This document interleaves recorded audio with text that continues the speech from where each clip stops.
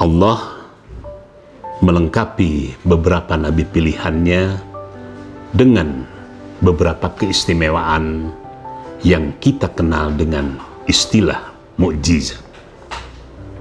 Tentu saja mukjizat ini disesuaikan dengan kondisi real waktu itu. Nabi Daud selain dikenal dengan puasa Daud, juga Allah memberikan beberapa keistimewaan. Allah memberikan beberapa kelebihan. Allah memberikan beberapa kekuatan-kekuatan yang mungkin irasional, sangat sulit untuk bisa diterima secara akal biasa saja. Dari sekian mukjizat Nabi Daud diberi sepasang atau sebuah tasbih yang sangat sakti. Tasbih ini bentuknya sangat besar. Dikatakan dalam sebuah riwayat bahwa tingginya hampir sama dengan tinggi Nabi Daud. Ya. Nah, keistimewaan dari tasbih ini, kalau ada orang yang mengadu kepada Nabi Daud, kalau orang tersebut buruk, maka tasbih akan lebih cenderung miring ke arah kiri. Sedangkan bagi orang yang baik, tasbih ini akan memberikan gerakan yang mengarah ke sebelah kanan. Tentu saja sangat panjang berkaitan dengan tasbih ini, tetapi kita ingin coba kupas apa kelebihan atau mukjizat yang Allah berikan kepada Nabi Daud.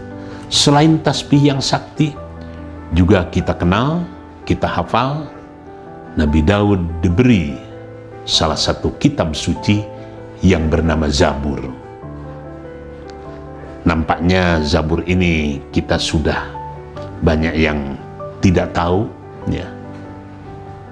Tidak tahu keberadaannya, tetapi kesimpulan dari isi kitab Zabur sebagian disarikan di dalam Al-Quran. Karena Al-Quran adalah penyempurna beberapa kitab yang Allah turunkan.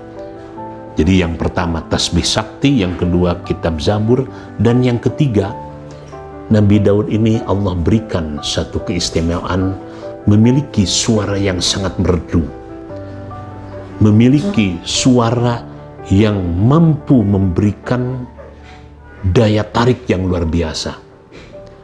Saking indahnya suara Nabi Daud, dalam kitab-kitab disebutkan tatkala Nabi Daud membacakan Taurat, tatkala Nabi Daud membacakan Zabur, ketika itu air yang sedang mengalir berhenti sejenak.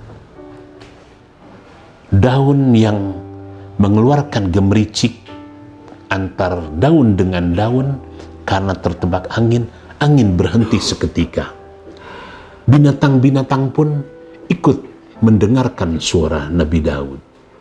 Jadi kalau sudah Nabi Daud melantunkan bacaannya tatkala membaca kitab Zabur, semua makhluk Allah terdiam karena terpikat dengan keindahan suara yang disampaikan oleh Nabi Daud. Kemudian yang keempat, selain dikaruniai suara yang indah, juga Nabi Daud ini dikaruniai dengan kelebihan mampu melantunkan Zabur dengan 70 jenis bacaan. Ya. Kalau di dalam Islam, tatkala membaca Al-Quran, kita mengenal dengan istilah qiraat sab'ah, 7 bacaan, ya. Untuk Nabi Zabur, untuk Nabi Daud, Allah karuniakan 70 jenis lagu. Ini kan sebuah kemampuan yang luar biasa. Ini semata-mata karunia Allah. Ya. Tatkala Nabi Daud membacakan Zabur, ya, orang yang sakit tiba-tiba sembuh. Ya. Tatkala Nabi Daud membacakan Zabur, manusia, jin, semua ikut mengelilingi, ikut berkumpul, tertarik dengan bacaan yang disampaikan oleh Nabi Daud. Dan kita kenal Nabi Daud selain sebagai Nabi juga seorang raja.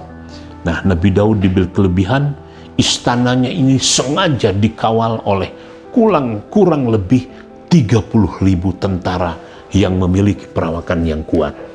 Untuk zaman itu, zaman Nabi Daud, istana yang dikawal oleh 30.000 itu adalah sebuah kelebihan. Tentunya beda dengan kondisi sekarang.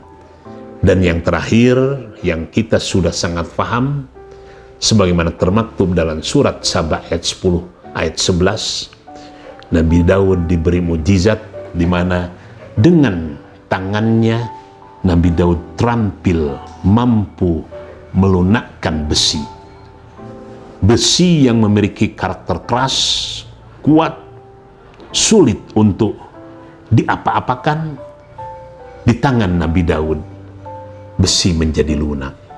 Oleh karena itu, salah satu dari sekian mata pencaharian yang dilakukan oleh Nabi Daud untuk menyambung kehidupannya selalu menjual semacam pisau, kapak, kemudian bedog kalau dalam bahasa Sunda, dan lain-lain yang beliau buat sendiri, karena di tangan Nabi Daud besi menjadi lunak. Itulah sekian rangkaian mukjizat yang Allah berikan kepada Nabiullah Daud alaihissalam.